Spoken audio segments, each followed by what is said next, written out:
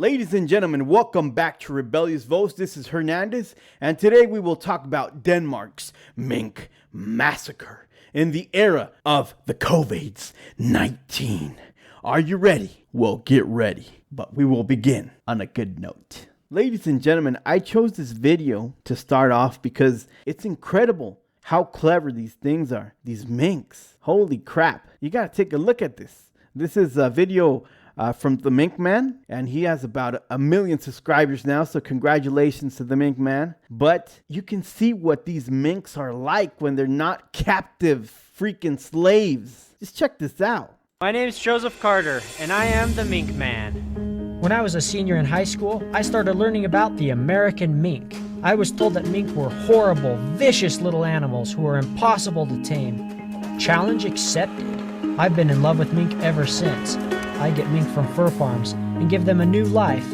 In this new life, my mink live as naturally as possible, even hunting for their dinner the way a wild mink would. So come join me on my adventures as we learn more about this intense little predator, the amazing American mink. Damn. Now off into the wilderness. Denmark has announced it will eliminate the country's entire population of farmed minks after mutated coronavirus strains were reported among the animals.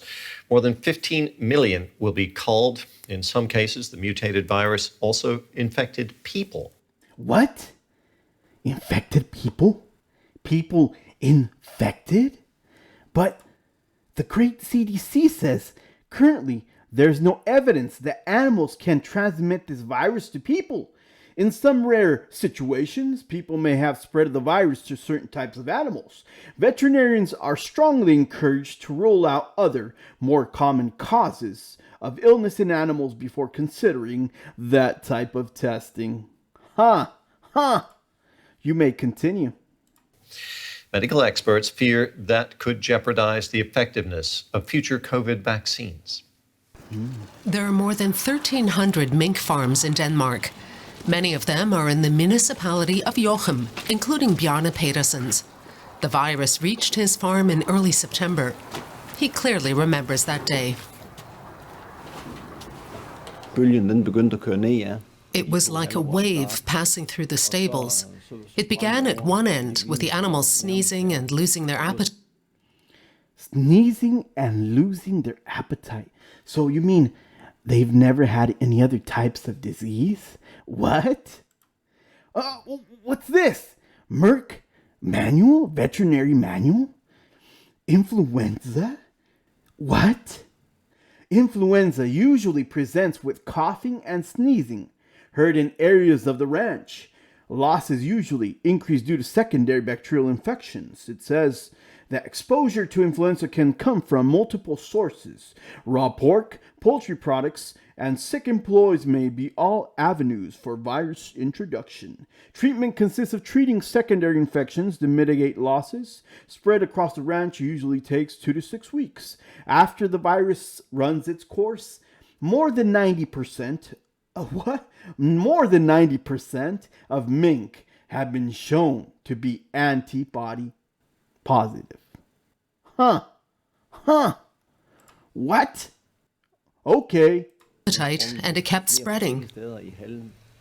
But 1 week later, on the following weekend, it was over. The animals were healthy again. What? The animals were healthy again? So they didn't die from the deadly virus?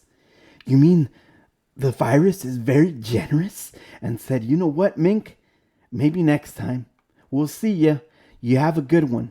Have a good life. And just continued on its way? What? Og i løbet af den uge der, og så næste weekend. Bjarne Petersen also contracted the virus. Now, to be on the safe side, all of his 10,000 mink will be culled. He never imagined that Denmark's mink farms could develop into hotspots. What? He's gonna give up his mink to the state, to the government, for the better good. For the better good. Please take my livelihood. Protect us. Protect us, please. I may not have monetary income. I may not have food, but everything for the better good. You go ahead. Let's move on. Anders from the Staten Serum Institute. We can see exactly how the virus spreads. It comes from humans, it is transmitted to minks, where it spreads en masse and mutates in a manner we don't see in humans. And then it jumps back to the human population, and thus to the rest of the world. What? Anders, would you put your word and your two to back that up? Would you bet everything to back that claim up? Because over here, the great CDC says otherwise. What are you seeing that maybe they aren't seeing? And just to remind you, the pandemic movie in the background, just to remind you that we are in a pandemic, people. Be careful. Every third corona case in northern Jutland can already be traced back to the mink farms. Exactly how it spread is still unclear. What? It's still unclear? But with ever more mutations in circulation, especially those from animals, the pandemic will become difficult to stop. A vaccine could lose its effectiveness, and the people who have been ill might not be immune to the mutation. So we would never achieve herd immunity. Oh, goodness. Never achieve. And you know, the vaccine might not work. But you know what, Anders? Pharma might like that because then they just have to come out with another vaccine, which brings more money, right? And that is why culling task forces are now rapidly traveling through Denmark. The animals are killed with carbon monoxide in boxes like this one. They're then immediately incinerated along with their valuable fur. Protective gear is mandatory as any animal might be infected.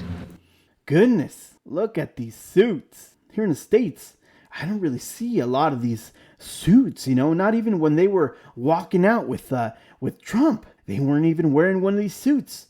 I guess we must have state-of-the-art technology. The mega masks.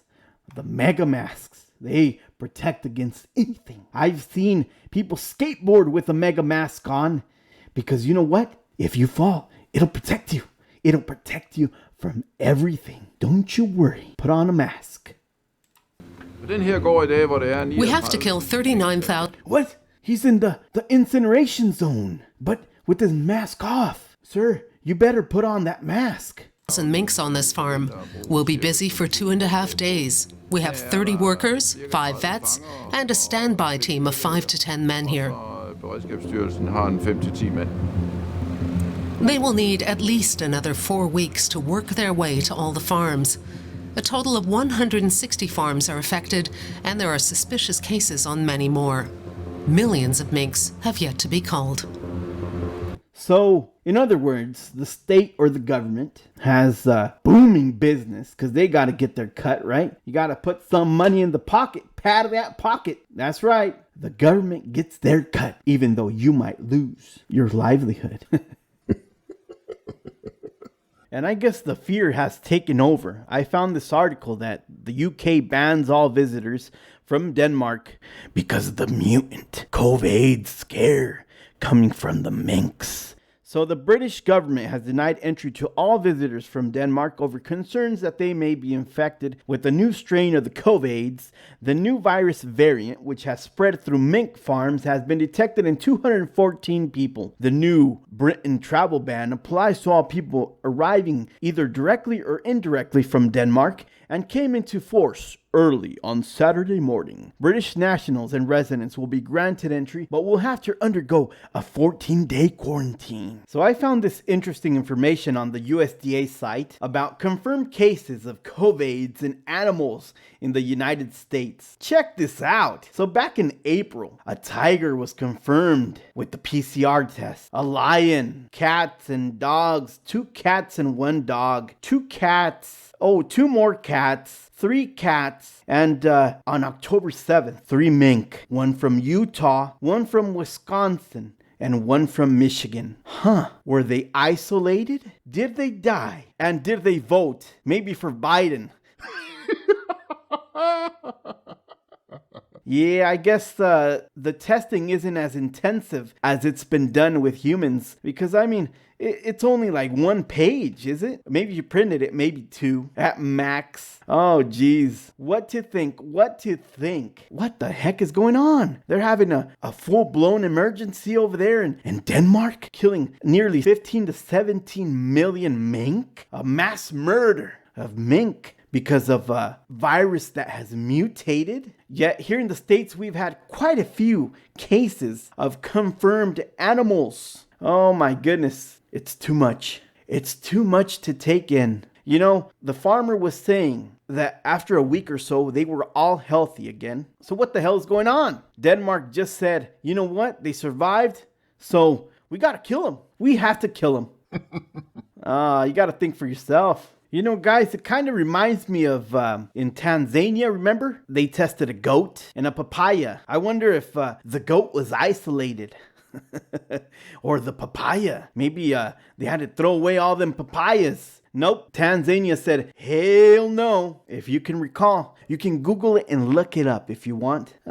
Just doesn't make any sense, does it? Ladies and gentlemen, thank you very much for joining me in this episode of the Mink Massacre. And if you take a look at what's on the screen, these are all products made from the mink's fur, which I don't support or condone this type of killing, not even for a basic need. It's a materialistic and consumerist need that is being fulfilled.